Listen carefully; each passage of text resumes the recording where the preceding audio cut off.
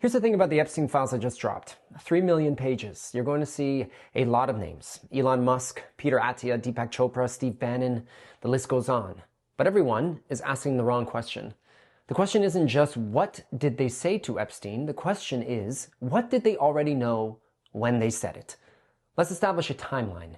2005, police in Palm Beach, Florida begin investigating Epstein after a parent reports that he sexually abused her 14-year-old daughter. 2006, Epstein is arrested. A grand jury indicts him on soliciting prostitution. The FBI opens a federal investigation that identifies 36 girls, some as young as 14, whom Epstein had allegedly abused. June 2008, Epstein pleads guilty to procuring a child for prostitution and soliciting a minor. He's sentenced to 18 months. He registers as a sex offender. This was not a secret. It was public record. It was in the news. So, by mid-2008, if you were a person of any means or sophistication in America, and certainly if you ran in elite circles, you knew Jeffrey Epstein was a convicted sex offender who abused underage girls. Now let's look at the emails. Elon Musk. The emails start in late 2012, 4 years after the conviction. Musk writes to Epstein that they had a very enjoyable conversation. They discuss visiting Epstein's island over Christmas. Musk asks, and I quote, "What day night will be the wildest party on your island?" In 2013, he's emailing about helicopter transport to the island, asking when he should head to your island. This wasn't ignorance. By 2012, everyone knew. Peter Attia, the longevity guru, just hired by CBS News. Over 1,700 mentions in the files. Emails spanning from at least 2015 to 2018. In June 2015, 7 years after the conviction, Attia gushes that the worst part about being Epstein's friend is that the life you lead is so outrageous, and yet I can't tell a soul. He knew the life was outrageous. He just couldn't tell anyone.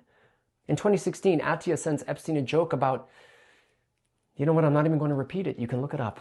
And then in December 2018, after the Miami Herald published its devastating investigation identifying 80 of Epstein's victims, Attia emails Epstein asking if there's any legal fallout from the story. Not expressing horror, not distancing himself, checking in on a buddy's legal situation.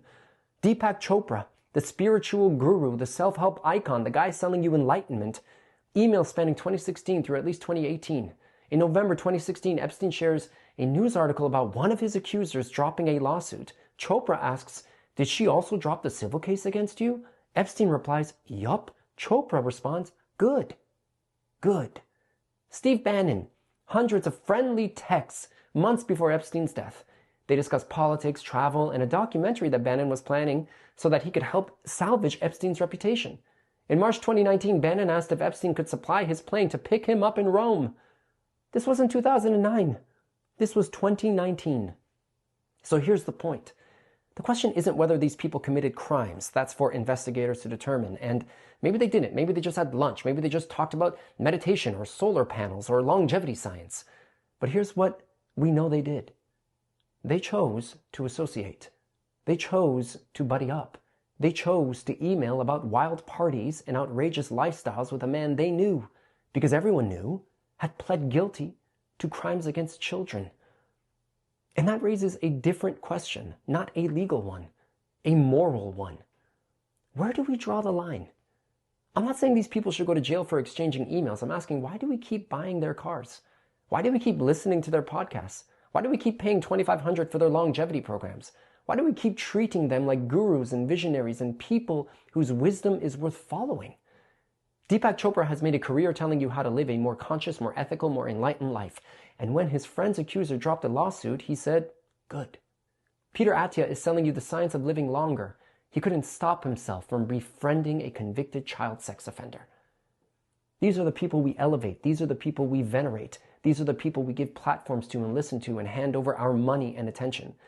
And look, the legal system will do what the legal system does, but the legal system is not the only place where accountability happens. The market is a place where accountability happens. Culture is a place where accountability happens. Your choices about who deserves your attention, your money, your trust, that's accountability too. So maybe the takeaway from these 3 million pages isn't a client list. Maybe it's simpler than that. Maybe it's this. Stop making heroes out of people who couldn't draw a basic moral line. Stop taking life advice from people who thought a convicted child sex offender was a suitable friend. Stop buying the supplements. Stop listening to the podcast. Stop pretending that wealth or fame or the appearance of wisdom means something or someone has actual integrity. Because if you're sending chummy emails about wild parties to a registered sex offender in 2012, 2015, 2018, you don't get to be a guru. You don't get to be a visionary. You don't get to tell anyone how to live. You knew. And you stayed.